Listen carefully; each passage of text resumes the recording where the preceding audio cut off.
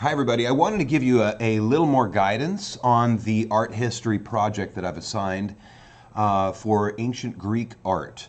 And so essentially let's go through the assignment a little bit together, and you'll notice that I've given you a little bit more direction in the instructions here.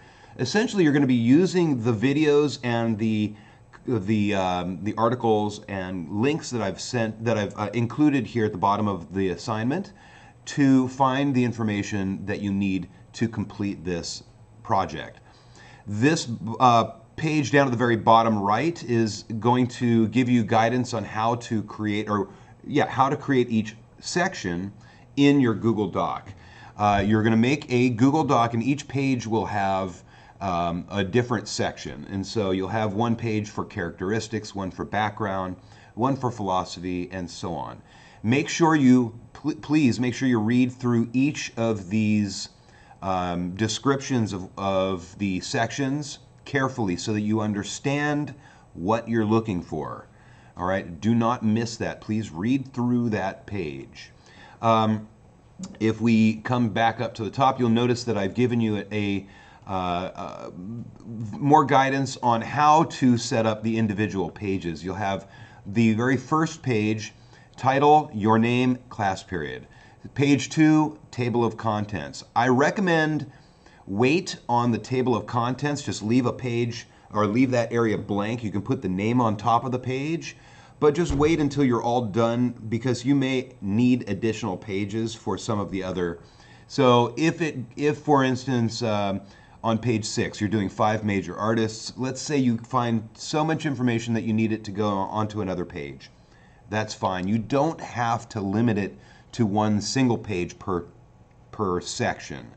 Okay, that's perfectly fine. If you end up with 10 or 12 pages, that's perfectly fine. This is just a basic guidance for you, okay? And then at the very end, page 9, or whatever page ends up being your last page, you will need a bibliography. Please make sure that you keep track of the information, where you get it from, whether it's from a video or from an article.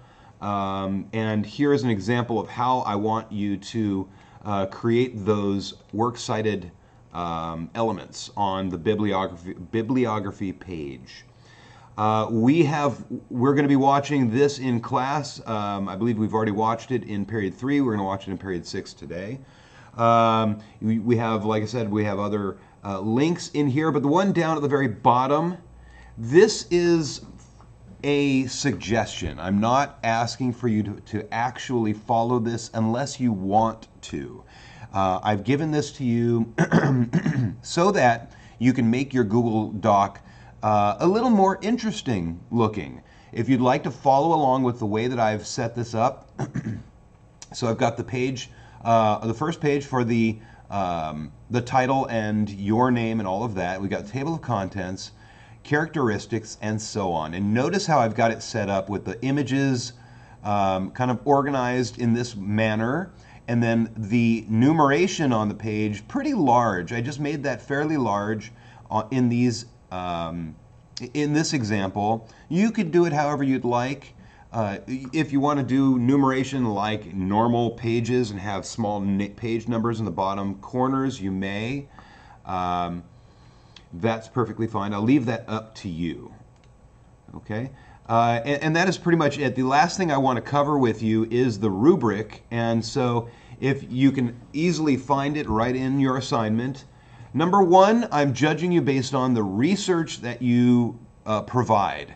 For exemplary, the maximum amount of points is showing evidence of careful research, and more than 4 sources were cited, used and cited in the bibliography. Okay? For the biography of an artist, I'm looking at that page specifically.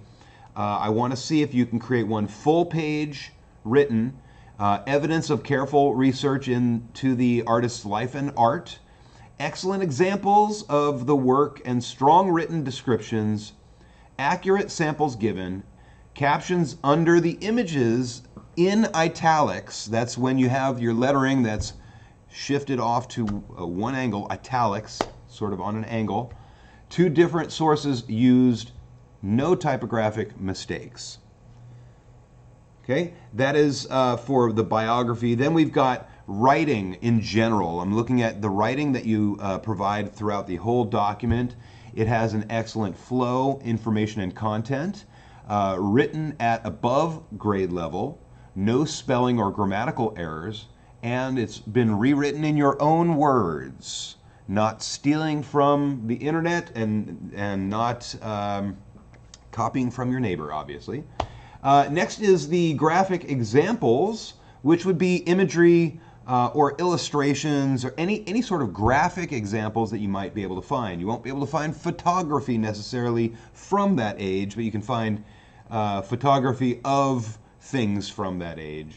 At least 3 images have been used in each page. Image graphic quality is excellent or created from scratch. That means you make it, or you just make sure that you're using high quality imagery. And the last element is whether it's been turned in on time. And of course, it's turned in on or before the due date, you will get the highest amount of points.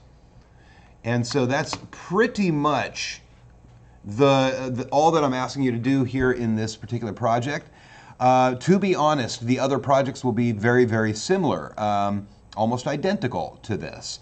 If we can get back into the classroom and everybody working in the classroom, at least on a hybrid sort of situation, then we'll get you guys working in design, hopefully, in the next art history project. And that's it.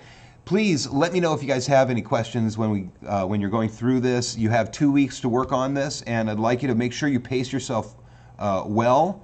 Watch your progress. If you are coming to the end, and you have the end of next week, for instance, and you don't have all that much information, it's very difficult to struggle through this kind of a project at the very end. So please avoid that. Make sure that you're watching your time. All right? Let me know if you have any questions. See you later, guys.